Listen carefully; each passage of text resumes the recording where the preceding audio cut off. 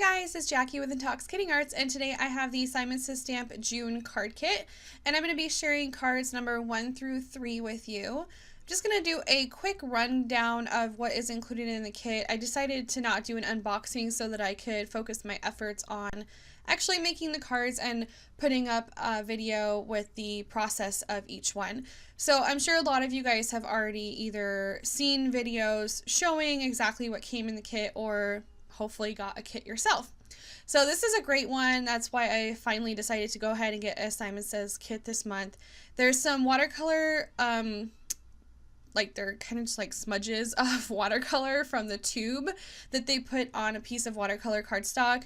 It's cool because it lets you try out some really high-end watercolors, but at the same time it's kind of because there's really no good way for them to measure out little droplets of watercolor. So I got like a pretty decent amount of most of them, except for the green one. It's really flat and there's not very much there. So that's my only gripe. The rest of it is awesome. I really love the paper that came in the kit. It's very elegant. I like the color combo that's in it. Obviously it's meant for weddings, but I do feel like you can use it for just some really nice birthday cards, maybe even like baby shower cards, anniversary, things like that.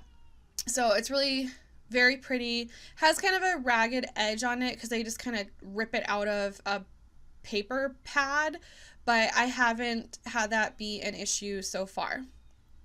Also, every month I'm just showing you here that they do show you what the designers have come up with. Definitely helps you get some inspiration, and then there's the details of exactly what you got in your kit. And then of course we have some cardstock that was included. So just wanted to do a quick rundown of that in case you haven't seen the kit. It's all over the place. There's a ton of videos up already. So yeah, that's what's in the kit, and now I can move on to card number 1. So for all of my cards today, I've decided to use my Pinterest board with card making ideas. I have a bunch of card sketches on here, and I just went with the first one that popped up for card number 1, and it's this one right here by Stampin' Gals Gone Wild, and it has that circle with the 4 squares and then the sentiment in the bottom right hand corner. So that's what I'm going with today. I went through the paper pad and found a pattern paper to use for the 4 squares, and I decided to use this one that has a bunch of pink bouquets.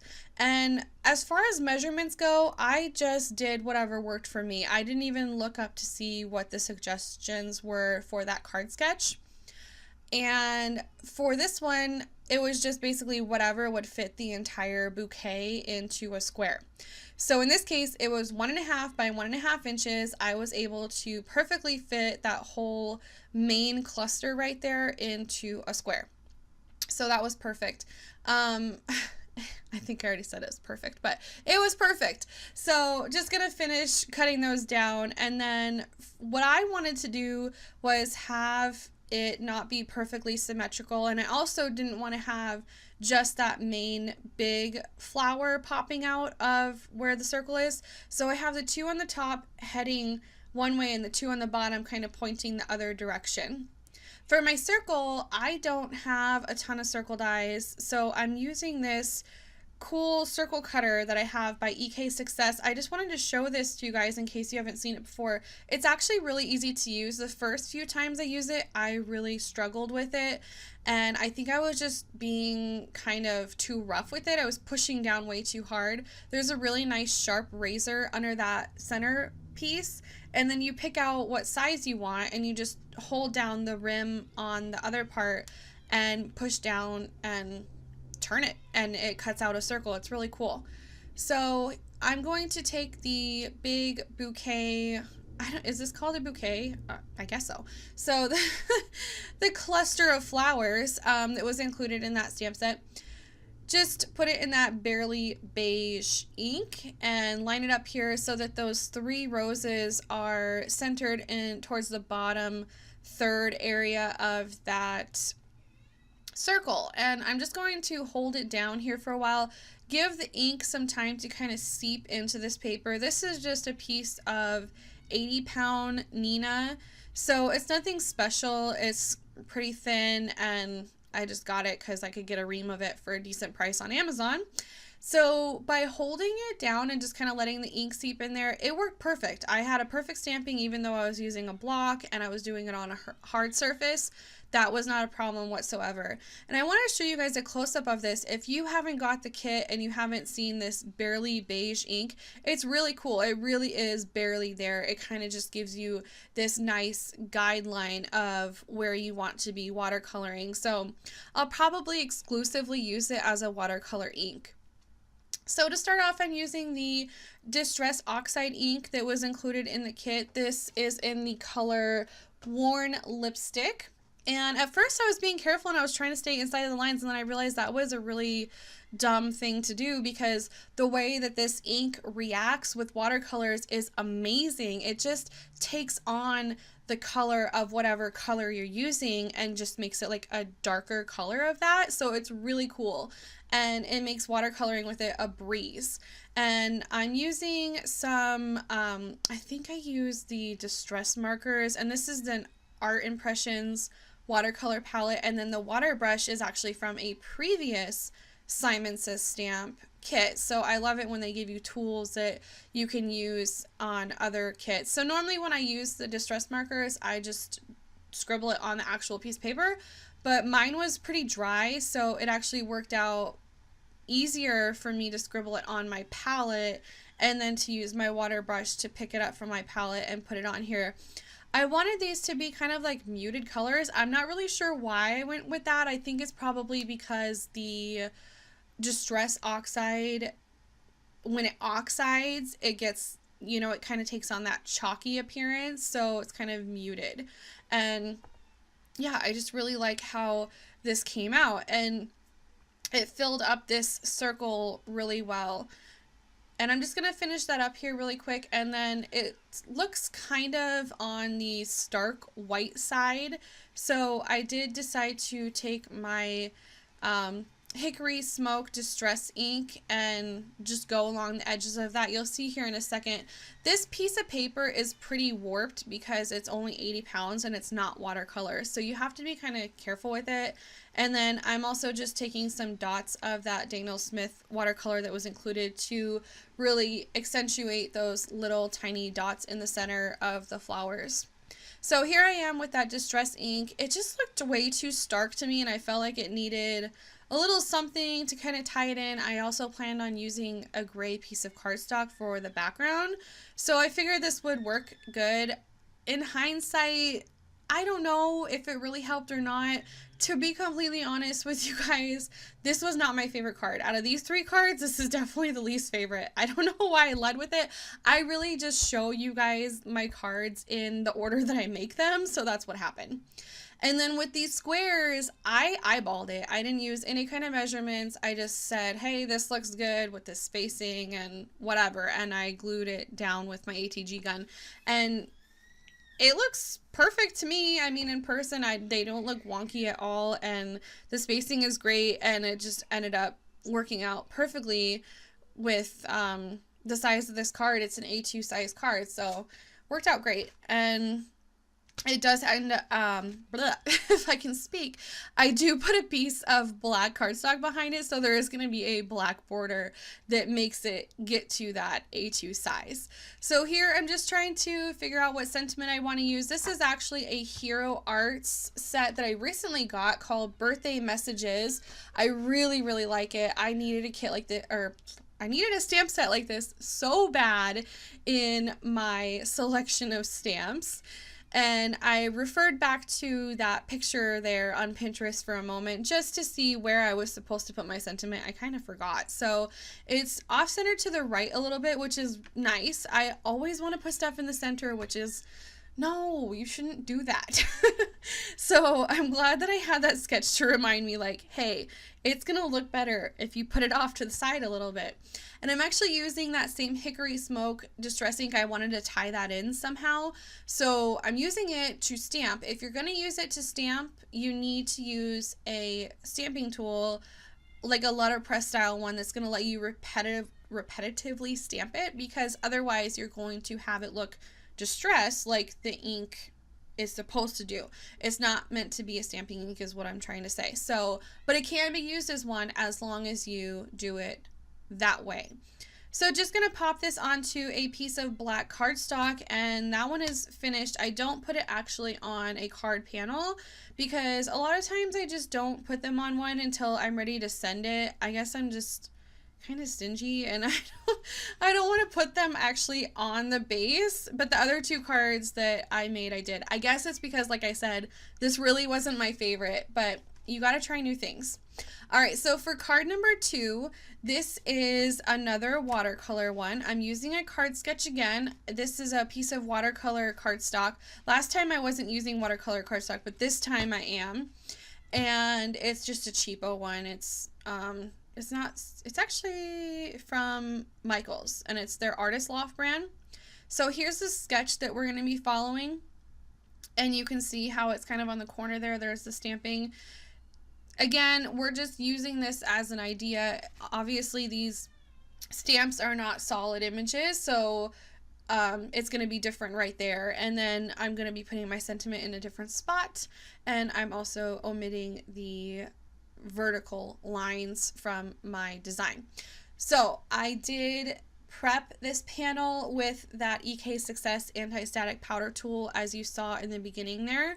And then I'm just randomly taking the stamps in this set that are not part of that large bouquet and randomly stamping them however I please, kind of, you know, focusing more on that right corner. And the beauty of this is that there is no masking involved. I do have a slight overlap on 2 of the stamps, but it doesn't bother me at all. And I used all of those except for that that leaf. I only used a teeny tiny little corner of it in the bottom. You'll see there.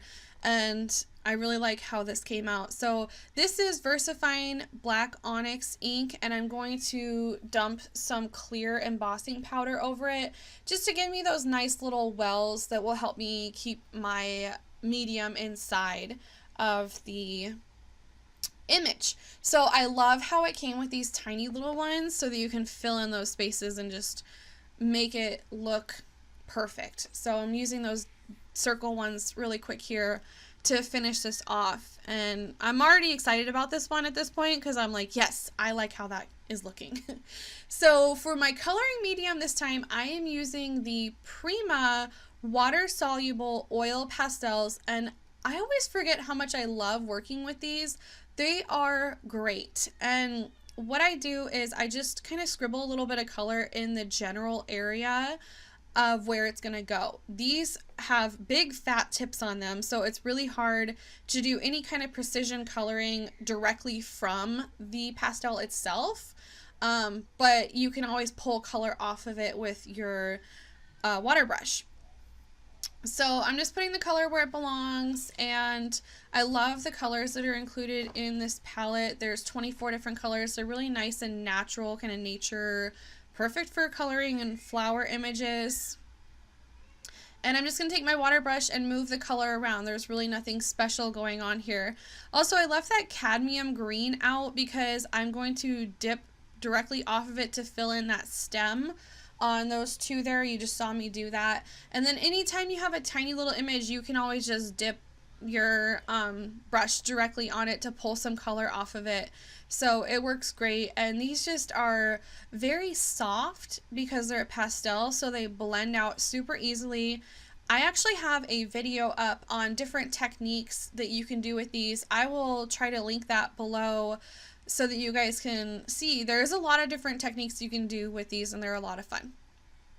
Alright, so I did speed this up quite a bit. I think it's at 8 times, because there's really nothing special. Oh, the other thing that I wanted to mention is it's surprising how rich these are. They're very richly colored. They have a ton of pigment, and they're just very vibrant. So that's something, if you're looking for a coloring medium that's like that, these definitely hit the mark on all of those things. Alright, so when you spend that much time on watercoloring a card front. You do not want to mess up on stamping your sentiment. So I have my stamp positioning tool here. It's similar to a Misty. This particular one isn't available anymore, so if you want something like it, just go get a Misty or a Tim Holtz one. And I have a little bee. It's actually meant for positioning dies. It's just a transparent grid. I use that to make sure that I have my sentiment lined up perfectly in here, and just going to put the thank you. So there's actually this perfect little spot in that left hand area where I was able to nestle that stamp, and it just came out great. And that actually stamped out perfectly the first time that I did it, so that was awesome. And I'm going to cover that in the clear embossing powder as well so that it will match the rest of the stamping on the card. The last thing I have to do is put some adhesive on the back of my card front and put that down on my card panel. And in this case, I'm using some black shimmer cardstock that I got from a Hero Arts kit. And it's the proper size, so it's 4 1/4 by 5 1/2 for an A2 size card. And there's going to be this thick black shimmer border around. And I could have matted this. It might have looked a little bit better, like if I had like a really thin pink border and then that thick black one. So that's something you might want to try, but I didn't want to take away from that awesome shimmer of this cardstock, so I wanted there to be this super thick border on this. And I also have someone specific in mind that I'm sending this to, so that's why I actually did put it on an actual folded card piece. So that completes this card. And I'm just going to show you a close-up here of some of that coloring.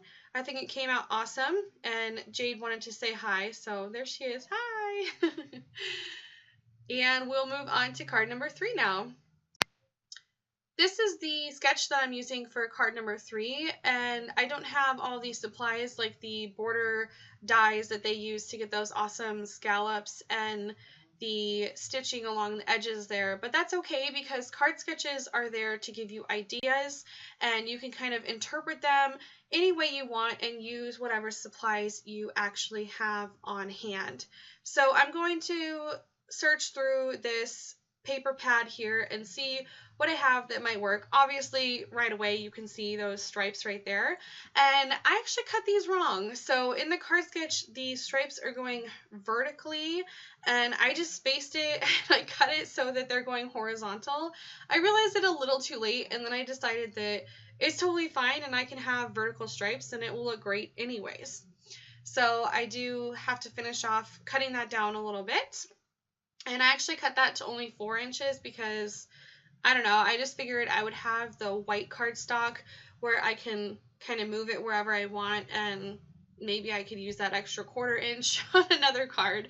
So here you can see I'm just kind of putting it in this trimmer, and this trimmer has a wire on it that shows you exactly where it's going to cut. So I'm just eyeballing it, kind of referring back to that picture to try to figure out what the angle is on it.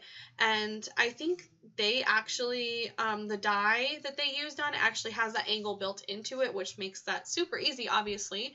And here I'm just seeing whatever looks pleasing to me, and I'm just gonna go for it and cut it off. So just cut one corner and then line it up whatever looks good to you and cut the other piece off. So here you can see that's what that looks like. Alright, so next I took the big floral bouquet, stamped that with some VersaFine black onyx ink, and then I'm taking the individual flower pieces from the stamp set and also stamping those.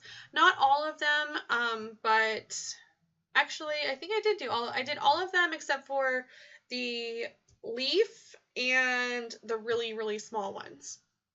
And I did this because I want to color these, fussy cut them out, and then add some of them on as 3-dimensional pieces on top of the main bouquet. So just going to finish that up, and then for the coloring on this one, I am going to be using the watercolors that were included.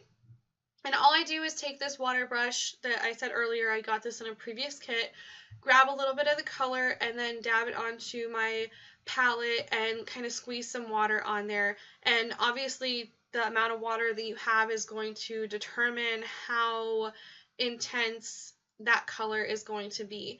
And when I first got these, I was like, okay, cool, we got 4 colors to play with, but of course you can mix them together and make your own colors. So especially because we have red and blue, we can mix those together and get different various ranges of purple. So I will be doing that for those kind of, I guess, daisy looking flowers, but I wanted them to be purple. So this is really simple coloring. This is not watercolor paper, so I do have to be very careful about going over the same spot multiple times. I also get a little bit of bleeding here and there. Probably should have used some watercolor paper, but I went with my Nina 80-pound. Fussy cut that out, and I actually run it through my Xyron sticker maker, and I just figured that would be the easiest way to adhere that onto this panel. And I wanted some of the leaves kind of hanging over like it showed in the card sketch, because I thought that was really nice having them hang over a little bit into the striped paper. And I'm kind of centering a little bit. It's a little offset, but kind of centered, you know, towards where that point is. And now I'm going to add some adhesive so that I will have somewhere to put my stem for that piece, and that adhesive is going to be covered up by other elements, so that's why I didn't mind just putting some adhesive down wherever, since I knew I was going to be popping these up with some foam squares. And I'm actually putting all of these directly on top of the corresponding image, and all of them except for the last one. So the last one is actually a smaller rose, and I still wanted to use it, so I put it on top of one of the bigger ones, and it just looks like some added dimension to that same image. You could definitely cut and, you know, stamp and color and cut more of those if you wanted all of those to be popped up. That could be really cool as well. So this is a die cut that I have from a super cheap die that I got from the Wish app, and obviously it says hello, and I'm just rubbing that on the Distress Oxide ink pad that was included, and this gets some color down, but it's not going to give you a nice even coverage, so I do eventually grab a sponge and just kind of blend that in, but it works for like getting the color on there initially. Now I have adhesive on the back of that white panel, and I'm just kind of moving it around here to see where I need to put it down. I have the Hello die cut not adhered. It's just there to guide me as to where I need to line that part up. To glue my die cut, I'm using the Quickie glue stick, which I really like, but I do have one that doesn't work anymore, and I haven't had it for very long. But the one that does work works really well, and it kind of seems like it's not enough adhesive at first, but I just put an acrylic block down on it because you kind of need it when you have these intricate die cuts. They kind of want to pop up and not stick down. Just pop that on there for not very long, maybe half a minute, and that's really all it takes, and it will stick down. And I did check it afterwards, and it is completely stuck on there, no problems at all. And that Hello, I actually die cut out of some nice thick watercolor cardstock, so it has a little bit of dimension to it that way. The last thing that I need to do is just, I cut that down to make sure it was the size of a A2 size card, so 4 1/4 by 5 1/2, and I popped it onto a black card base. So this is the up close picture of that. I hope you enjoyed watching these 3 cards that I made, and I hope to be back soon. Thank you so much. Bye!